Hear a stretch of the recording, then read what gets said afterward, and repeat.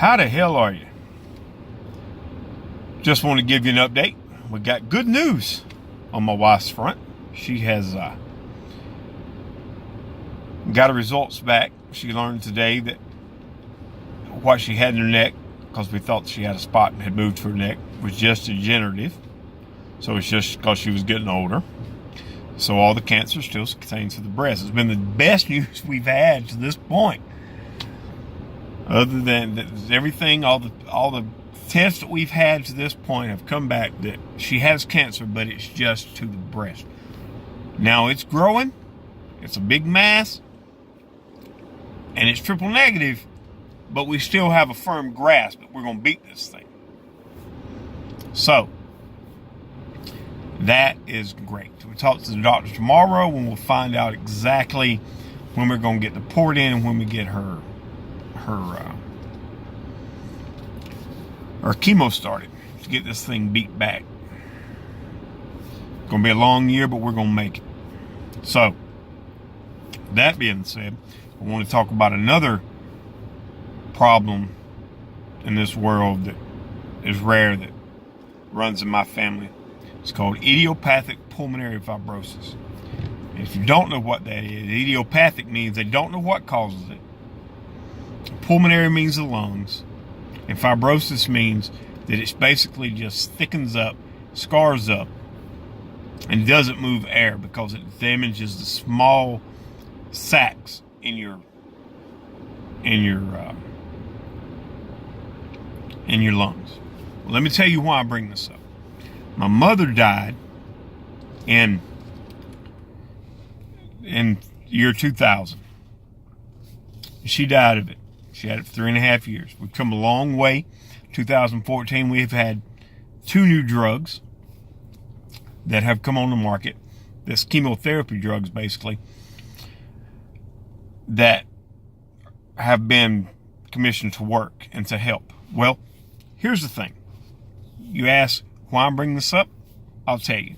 My mother died then. I've had an older brother die of it. I've had an aunt that has had to have a lung transplant because of it. And I have a middle brother living with it. And then there's me. And as far as I know, they've had all the tests, and I'm good right now. So that is the best thing. That I'm good. I go back to my middle brother. So he's the one right above me. He's had a bad week, got a cold. Cold caused cough. And cough messed with his lungs. I tell you this to tell you that my oldest brother basically coughed himself to death before he passed. He didn't find out. He never knew he had IPF. He did not find out till he was on his deathbed that he was that sick. He was so out of it because his oxygen level had dropped so low. They finally got the tube in him. Now he never come off. He spent 2 months and hooked up to machines before my sister-in-law finally, with the grace of God, pulled her off. Happened to be on my daddy's birthday, May 21st. So keep him in your prayers. That's something you don't hear a lot about. It runs in families. I think when I called, I was trying to find somewhere that would check me even further than what I thought the VA was doing. That there's 635 families that Vanderbilt University had that they were doing genetic research on. 635 families total in the United States. It's amazing. It's brutal. Basically just makes you can't move air and you cough yourself to death. At least that's what happened to my brother. My mother passed away in her sleep, but she couldn't move an arm without giving out a breath. These are the things that have come to that I fight for as far as lungs. Now, I've never smoked.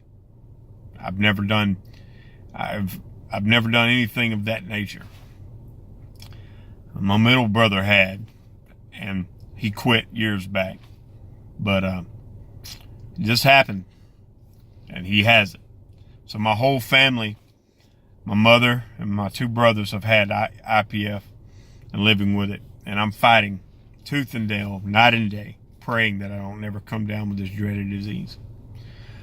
So this channel has turned into, we're gonna add another one because I'll keep you updates from my brother, because he had to get in him, urge him to call Birmingham to see what they could do, because he had started to cough to the point that he was losing his breath.